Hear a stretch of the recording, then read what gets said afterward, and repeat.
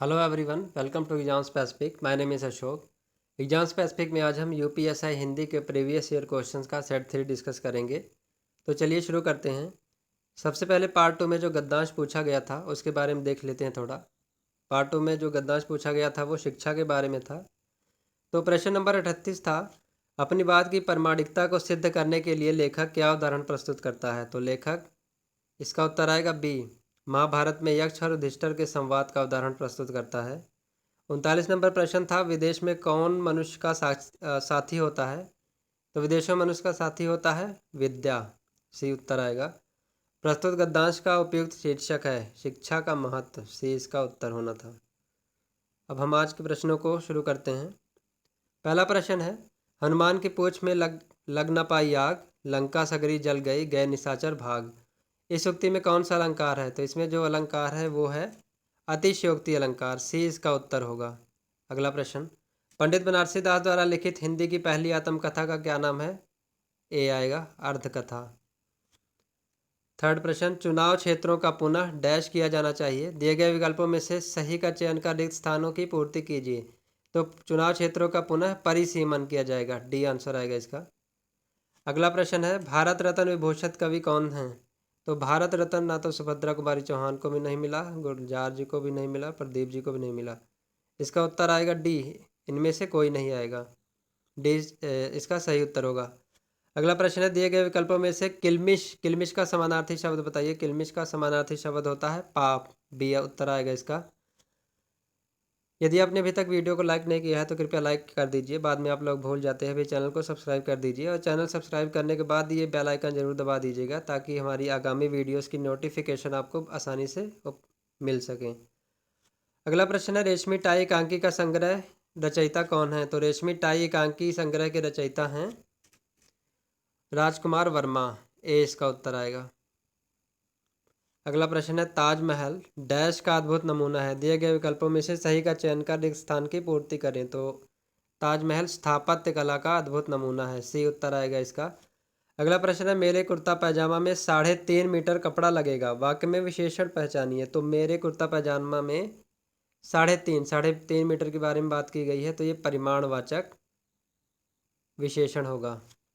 अगला प्रश्न है, दिए गए विकल्पों में से उपार्जित का विरुद्धार्थी शब्द चुनिए। उपार्जित का विरुद्धार्थी शब्द होता है अनुपार्जित। सी इसका उत्तर होगा। अगला प्रश्न है, निम्न वाक्यों में से एक वाक्य व्याकरण की दृष्टि से शुद्ध है, पहचानिए। शुद्ध वाक्य पहचाना हमें, राम और सीता वन को गई। तो ये वाला शुद्ध होगा, गई नहीं आएगा। नेक्स्ट है, युद्ध के कारण लोग बर्बाद हो गए। ये वाला एकदम सही होगा, युद्ध के कारण लोग बर्बाद हो गए, ये एकदम सही है। पहला होना चाहिए था राम और सीता वन को गए। सी वाला अगर देख लें तो उसने धीमे स्वर में बताया, तो ये वाला गलत है, उसने धीमे स्वर में बताया, इस तरह से होना चाहिए था। उसने कुछ देर से उत्तर दी, ये वाला भी गलत है, उत्तर दिया होना चाहिए यहाँ पे। अगला प्रश्न है, हिंदी को विकास प्रदान करने वाली भाषा कौन सी है। तो हिंदी को विकास प्रदान करने वाली भाषा अपभ्रंश है। 500 से 1000 ईस्वी काल का जो समय होता है उसे अपभ्रंश काल कहलाता है। इसी समय में हिंदी, बांग्ला, गुजराती, मराठी, पंजाबी आदि जैसी भाषाओं का विकास हुआ था। आधुनिक जो आर्य भाषाएं हैं वो 1000 ईस्वी के बाद की ही हैं। अब आगे चलते हैं प्रश्न नंबर 12 पे। छोटा डैश बड़ी बात, छोटा मुंह बड़ी बात आएगा। काफ़ी ज़्यादा इजी क्वेश्चन है ये वाला। प्रश्न नंबर 13, नदी का जल ठंडा है का सामान्य बहुवचन बताएं। तो नदी का जल ठंडा है, इसका उत्तर आएगा नदियों का जल ठंडा है। सी उत्तर आएगा इसका, नदियों का जल ठंडा है। अगला प्रश्न है, प्रश्न नंबर 14, दिल्ली की डैश एशिया में डैश स्थान रखती है, दिए गए विकल्पों में से सही का चयन कर रिक्त स्थानों की पूर्ति करें। तो दिल्ली की कुतुब मीनार एशिया में विशेष स्थान रखती है। डी उत्तर आएगा इसका, काफ़ी इजी है ये वाला। अगला प्रश्न नंबर 15, हरिपद कोमल कमल से, इस उक्ति में कौन सा अलंकार है। तो इसमें जो अलंकार है उपमा अलंकार है। बी इसका उत्तर आएगा। अगला प्रश्न है, ब्राह्मण का स्त्रीलिंग बताएं। ब्राह्मण का स्त्रीलिंग है ब्राह्मणी। काफ़ी ज़्यादा इजी ये वाला प्रश्न है। अगला है, बिनु पग चले सुने बिन काना, इस उक्ति में अलंकार पहचानिए। तो बिनु पग चले सुने बिन काना, इसमें अलंकार है विभावना अलंकार। ए उत्तर आएगा इसका। आगे चलते हैं, पानी का सामान्य बहुवचन बताएं। तो पानी का बहुवचन पानी ही होता है। सी उत्तर आएगा इसका। निम्न वाक्य में किस भाग में त्रुटि है, त्रुटि के बारे में पूछ रहा है। तो नीचे एक सेंटेंस दिया है, वाक्य है इसके लिए एक प्रमाणिक कथा प्रचलित है। तो प्रमाणिक कथा प्रचलित है, तो इसका जो उत्तर होगा वो देख लीजिए, एक प्रमाणिक।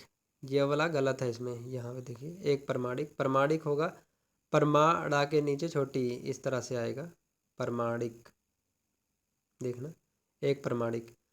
आगे चलते हैं, दिए गए विकल्पों में से ऊर्जा का समानार्थी शब्द चुनिए। तो ऊर्जा का समानार्थी शब्द होगा शक्ति, ये उत्तर आएगा इसका। प्रश्न नंबर 21, अधजल गगरी छलकत जाए, उक्त मुहावरे का वाक्य बताएं। इसका मतलब होता है कम गुण वाला व्यक्ति दिखावा बहुत करता है, सी वाला इसका उत्तर होगा। अगला प्रश्न है, कुछ बच्चे इधर आओ, वाक्य में विशेषण पहचानिए। कह रहा है कुछ बच्चे इधर आओ, कुछ बच्चे का मतलब है अनिश्चित संख्यावाचक विशेषण है, तो ये क्या होगा, ये संख्यावाचक होगा। ठीक है, संख्यावाचक, अगर निश्चित संख्यावाचक दिया होता तो निश्चित संख्यावाचक विशेषण है ये, सी इसका उत्तर होगा। आगे है, अनुच्छेद के निम्नलिखित वाक्यों को सही क्रम में लगाएं। ए है इसका सबूत, जिले के विभिन्न स्थानों पर पाए जाने वाले शिलालेख, सिक्के व अन्य वस्तुएं हैं जिनका संबंध समुद्रगुप्त, चंद्रगुप्त, स्कंदगुप्त के शासनकाल से था। संग्रामपुर में मिले पौराणिक काल के पाषाण हथियार इस बात का साक्ष्य हैं कि यह स्थान करोड़ों वर्ष से पहले मानव सभ्यता का पालना रहा है। सी है, 5वीं शताब्दी में यह पाटलिपुत्र के भव्य एवं शक्तिशाली गुप्त साम्राज्य का हिस्सा था। डी दिया गया है, दामोह का इतिहास बहुत प्राचीन है। तो यहाँ पे देखिए क्या आएगा, सबसे पहले तो ये डी आएगा, दामोह का इतिहास बहुत प्राचीन है। उसके बाद आएगा ये, संग्रामपुर में मिले पौराणिक काल के पाषाण हथियार इस बात का साक्ष्य है कि यह स्थान करोड़ों वर्ष पहले से मानव सभ्यता का पालना रहा है।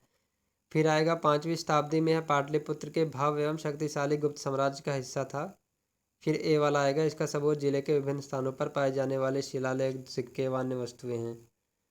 तो इसका सही उत्तर होगा डी, बी, सी, ए। तो बी इसका सही उत्तर आएगा। आगे चलते हैं, लड़के को बुलाओ का सामान्य बहुवचन बताए। इसका बहुवचन होगा लड़कों को बुलाओ, डी वाला। आगे है, क्रोध डैश का ही एक डैश रूप है, दिए गए विकल्पों में से सही उत्तर का चयन कर रिक्त स्थानों की पूर्ति करें। तो इसका सही उत्तर होगा क्रोध तामसिकता का ही एक घिनौना रूप है, बी वाला आएगा। 3 गुण होते हैं, राजसिक गुण, तामसिक गुण और सात्विक गुण। तो जो क्रोध होता है वो तामसिक गुण होता है। आगे 26 नंबर प्रश्न, निम्न वाक्य के किस भाग में त्रुटि है। वाक्य है, हम कब तक सहते रहेंगे और अपमान का घुंट पीते रहेंगे। ये वाला गलत है, देखिए अपमान गलत लिखा है और घुंट ये दोनों गलत लिखे हैं। तो इसका उत्तर होगा ए वाला, अपमान का, ये अपमान का घुंट। अपमान आ पा पूरा पा होगा, इस तरह से अपमान होगा। और घा के नीचे जो डबल हुआ आएगा, बड़ा हुआ आएगा, सॉरी डबल ऊ नहीं होगा, बड़ा घूंट आएगा, इस तरह से लिखा जाएगा ये। अगला प्रश्न है, चोटी का पसीना एड़ी तक आना, इस कहावत का अर्थ बताएं। तो इसका अर्थ होगा कड़ा परिश्रम करना, डी वाला उत्तर होगा इसका। अगला है, घी खिचड़ी होना, इस कहावत का अर्थ बताएं। काफ़ी इजी है ये वाला, डी उत्तर आएगा इसका, खूब घुलना मिलना। अगला प्रश्न है, कदाचित संध्या को पानी बरसे, इस वाक्य का काल पहचाने। कदाचित की बात कर रहा है, कदाचित मतलब संभाव्य है एक तरह का, तो बी आएगा इसका, संभाव्य भविष्यकाल।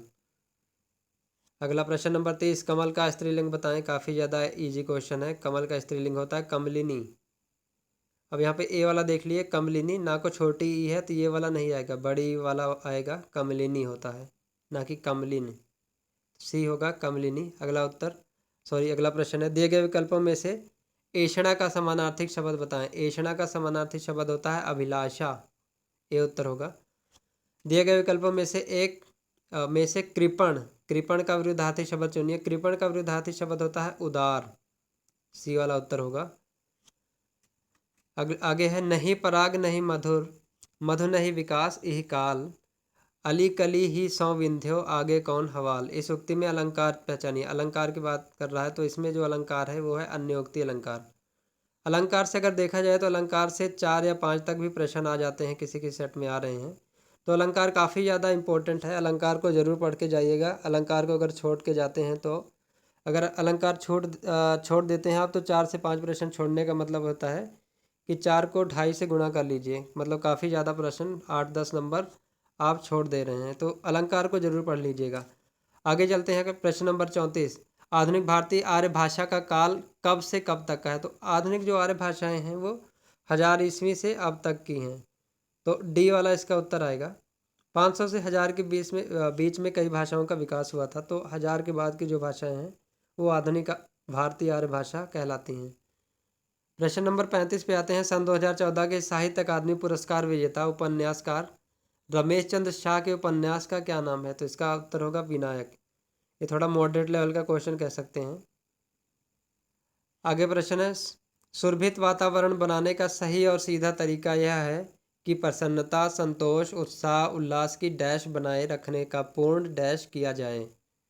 दिए गए विकल्पों में से सही का चयन कर रिक्त स्थानों की पूर्ति की जाए या पूर्ति करें। तो इसका उत्तर होगा बी वाला। सुरभित वातावरण बनाने का सही और सीधा तरीका यह है कि प्रसन्नता, संतोष, उत्साह, उल्लास की मनस्थिति बनाए रखने का पूर्ण प्रयत्न किया जाए, तो बी वाला उत्तर सही होगा इसके लिए। आगे चलते हैं 37। निम्न वाक्यों में से एक वाक्य व्याकरण की दृष्टि से शुद्ध है, पहचानिए। शुद्ध कौन सा है? तो इसमें शुद्ध देखिए, दूध में कौन पड़ गया, ये वाला गलत है। वह विसर्ग वाला नहीं आएगा, वह पूरा हा लगेगा तो सही होगा ये। वह सुंदर शोभा धारण कर रहा था, ये गलत है। वह स्वयं आएगा, सी वाला सही एकदम, वह स्वयं आएगा।